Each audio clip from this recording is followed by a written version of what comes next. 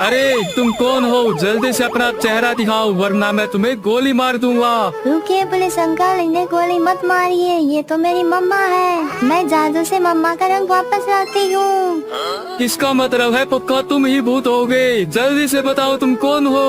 Uncle रुक जाइए, ये मेरे पापा है। नहीं बेटा, ये एक भूत है। रुकिए अंकल, मैं अभी पापा का रंग वापस लाता हूँ। जादू मेरा चल जाए, पापा का रंग वापस आ जाए। अरे तुम तो सही कह रहे थे। इसका मतलब जो आखिरी में बचा है वही चुड़ैल है। अरे बेटा तुम जल्दी बताओ, तुम इसे जानते हो क्या? नहीं अंकल, मैं इन्हें नहीं जानता।